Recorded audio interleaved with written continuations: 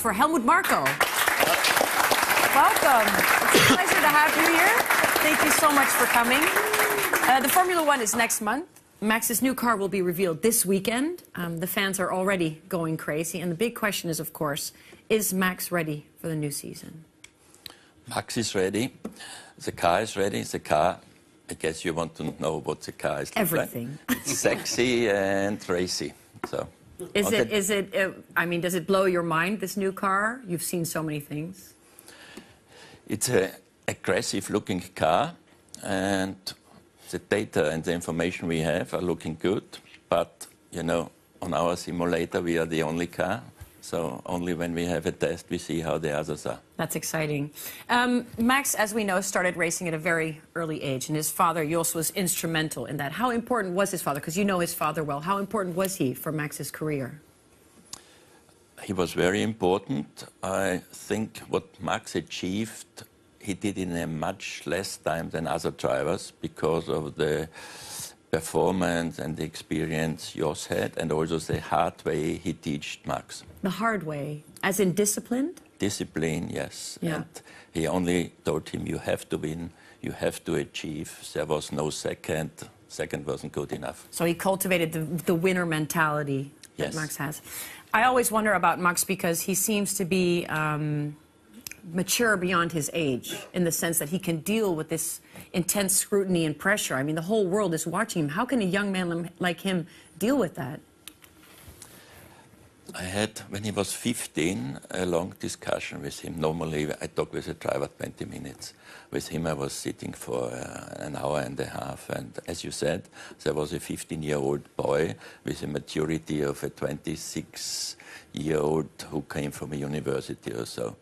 So, besides his racing talent, he has other interests. He knows what's going on in the world. He's not fixed with the racing alone.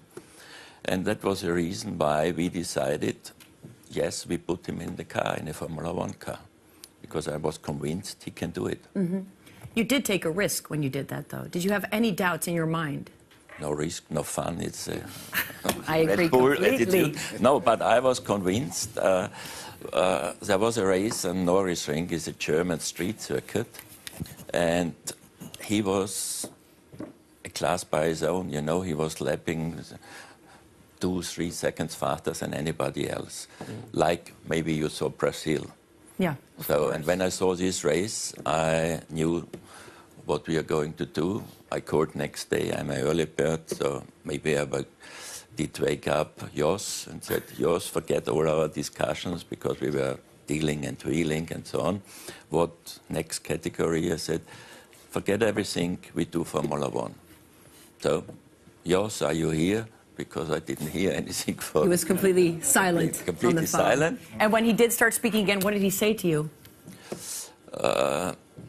Really nothing concrete, you know. He was, yes, no, what, and so on. He was completely shocked. He was completely shocked, but in this week we met and started to make a deal. I think the whole world is in love with Max, and you know, his talent is overwhelming to watch. Then again, there's always room for improvement. I'm sure you'll be able to see that for everyone. And it seems that Max has this explosive part in his character. Is that a good thing for him to harness, or is that also a risk for him in what he does?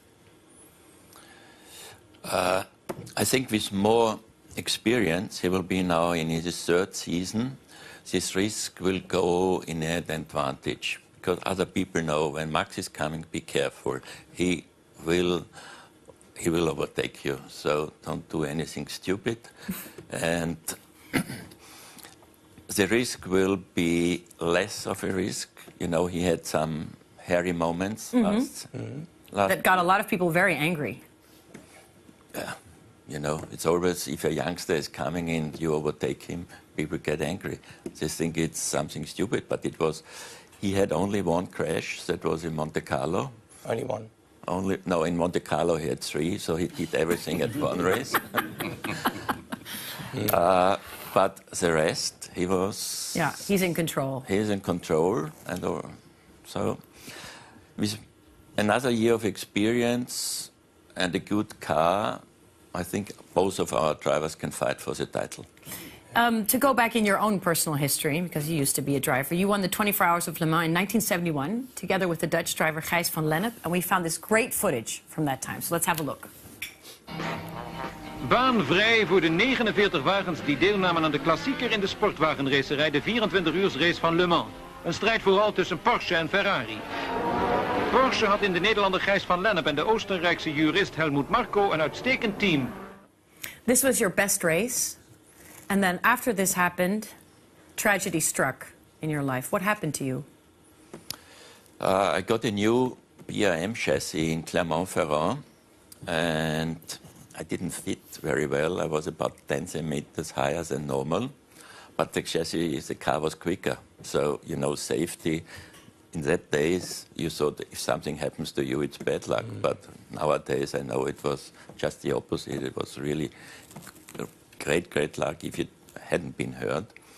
And so I was 10 centimeters higher, and I was following Ronnie Peterson. I remember he came a little bit off the road, and the stone was thrown.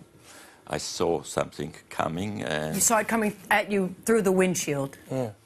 Not the windshield. I had a helmet with a visor, you know, and it was coming, and I was up downhill, so about 280 or something like that. And I tried to avoid it, but it hit me, and it went through the visor in my eye. So at that moment, it's quite painful. But I knew we had 250 kilos of sprit. I was fifth or sixth, so 20 cars behind me, so I knew I have something to do to survive myself and also the other guys behind me. If I don't control the car, it would be an enormous accident. So I don't know how I did it, but I opened the eye and lifted the arm and stopped the car on the side. And then I got unconscious. But till then, it's... You saved your own life and basically everyone who was behind you. Otherwise, it would have been a massive crash. Massive shunt, yes. Yeah. And after that, you passed out, and then they took you to a hospital, and you woke up eventually, I think, after they operated you, I assume. It was in France on a Sunday, so we went to two wrong hospitals. In the third one, when we arrived, the doctor was at a grill party. Oh. So, to be honest, in those days, racing was quite dangerous, and the racers were still playboys. Now it's all about commercial, well, whatever, it's about money. Jort is a romantic. Yeah, I loved a gentleman driver. Who no, it was completely different, you know. The risk was much higher, and every year 2, 3, 4 people were killed or were injured that they couldn't race anymore. So, yeah, and safety, there was no safety. No. You know? But this changed, of course, the path of your life in the sense that you couldn't race after this anymore because you lost your eye because of this accident. And you decided, in the end, to become someone who's now chosen to put Max in the Formula One. So I guess, in a kind of perverted way, this accident gave us Max. Yes, you can put it. Can we put it that way? Yeah. Looking for the positive. Yeah. What can we expect from Max this coming season? As I said, we are sure we will have a very good chassis. Renault promised us more horsepower than last year for the start of the season, and around Barcelona another upgrade. So we should be horsepower-wise nearer to Mercedes. Our drivers bearing, don't forget Ricciardo, his teammate. He's also very competitive, very strong driver. And as a pairing, or as a pair of real competitive drivers, we believe we can fight for the championship. We're very excited about that. That's a promise, huh? That's a promise for you. Thank you so much for coming over to join us. Thank you. Good luck with everything.